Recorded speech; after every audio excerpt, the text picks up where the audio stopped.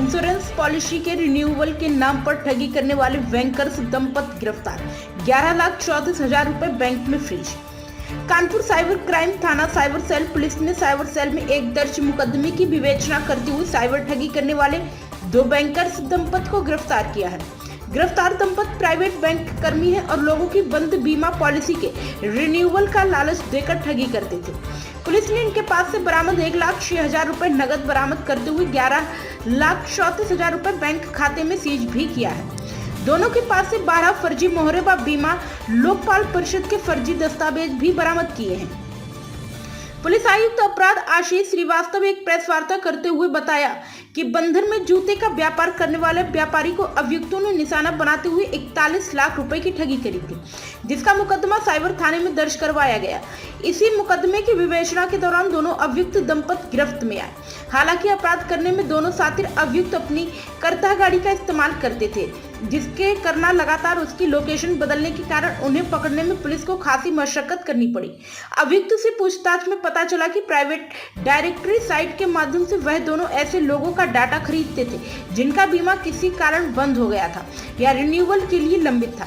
अभियुक्तों से पूछताछ में जानकारी हुई है कि इन दोनों दंपति ने राजस्थान के 2 व्यापारियों समेत कानपुर के जूता व्यापारी को शिकार बनाया।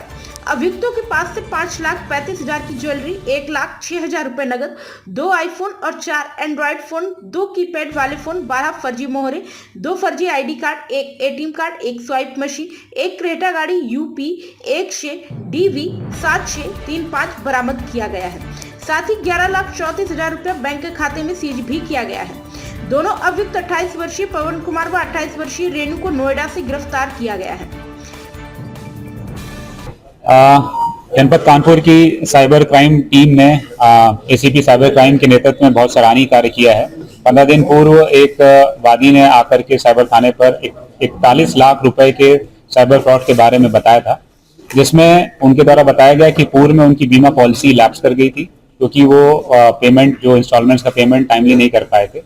उसके बाद उनके पास अभियुक्त का फोन आया और उसने बताया कि वो इंश्योरेंस ओम्बुड्समैन के यहाँ से फोन कर रहा है और ऐसा उसको इनकी पॉलिसी के बारे में जानकारी हुई है और इंश्योरेंस जो कंपनी है उसने अपनी इंटरनल ऑडिट के थ्रू इनका केस को निकाला और इसमें अगर ये इतना पैसा दे देंगे तो वापस से अपना जो इनका पेमेंट ड्यू है वो ले सकते हैं। इस प्रकार से इनको अपने झांसे में लिया और धीरे धीरे करके इनसे 41 लाख रुपए अपने अकाउंटों में डलवा लिए। जब इनको समझ में आया कि ये एक तरह का साइबर फ्रॉड है, तब ये जनपद कानपुर के साइबर थाने पर आए और तत्काल इनका अभियोग पंजीकृत किया गया। जिन अकाउंटों में पैसा गया था और जिन नंबरों से इनको कॉल आ रही थी उन नंबरों को कवर किया गया, जिसके आधार पर कल साइबर क्राइम थाने की टीम ने नोएडा से इन दोनों अभियुक्तों को जो पति पत्नी है गिरफ्तार किया है। इनसे पूछताछ में जानकारी हुई है जो अभियुक्त पवन है ये पूर्व में एक इंश्योरेंस कंपनी में काम कर चुका था, इसलिए इंश्योरेंस कंपनियां कैसे काम करती हैं, ओम्बुड्समैन का क्या काम होता है, इंटरनल ऑडिट कमेटी क्या करती है, इस बारे में उसको जानकारी थी। इस आधार पर उसने फेक आईडीज, फेक मोहर वगैरह बनाए और फिर उसने जस्ट डायल के माध्यम से अपने कुछ ऐसे कॉन्टैक्ट्स निकाले जिनकी इंश्योरेंस जो पॉलिसी थी वो लैप्स हो रही थी और फिर उनको फ़ोन करना शुरू किया। जो अभियुक्त पवन है उसकी पत्नी जो दूसरी अभियुक्त रेणु है वो जो न्यूल अकाउंट्स है वो प्रोवाइड करती थी, वहाँ से पैसे एक खाते से दूसरे खाते में निकालना कहीं बाहर लेके आना और जो नंबरों से कॉल होते हैं उन नंबरों को डेटा रखना, ये सारा काम वो करती थी। और मुख्य रूप से कॉल करना और अभियुक्तों वादियों को फंसाना, विक्टिम्स को अपनी बातों में उलझाना और उनसे पैसा निकलवाना, ये काम अभियुक्त पवन करता था। इनके पास से हमने 1 लाख रुपए नगद और इनके अकाउंट में 11.5 लाख रुपए लगभग फ्रीज कराए हैं और लगभग 5.5 लाख रुपए के जेवर इनके पास से बरामद हुए हैं। क्रेटा गाड़ी बरामद हुई है, लगभग 8 फोन बरामद हुए जिसमें से 2 आईफोन है। इनके द्वारा अभी तक पूछताछ में 2 अन्य विक्टिम्स के बारे में बताया गया है जो राजस्थान और अहमदाबाद के जिनसे इन्होंने पैसे लिए हैं या उनसे प्राप्त किए हैं, उनके बारे में अभी हम जानकारी कर रहे हैं और इनके द्वारा और किस तरीके से फ्रॉड किया जाता था और कितने लोगों को इन्होंने ठगा है, इस बारे में हम आगे जानकारी करके कार्रवाई करेंगे। दंपति बैंक में काम करता था, उसकी खासी सैलरी थी, इसके बाद इन लोगों ने ये काम शुरू किया, तो कोई इंस्टेंट जरूरत थी इनकी, कोई ऐसा सपना था, किस वजह से काम?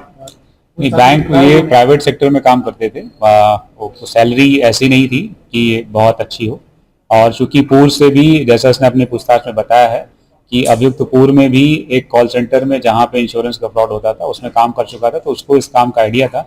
और चूंकि इस काम में अपराध के काम में बहुत ज़्यादा पैसा मिलता है, तो इसलिए उस लालच में था। अभी तक इनका कितने फ्रॉड किए जाने का मामला सामने आया, तो इस बारे में क्या बताया? अभी तक इन्होंने एक हमारा विक्टिम को ठगना और 2 अन्य विक्टिम्स के बारे में बताया, 3 लोगों के बारे में। प्राइम संदेश न्यूज से शकील अहमद की विशेष रिपोर्ट।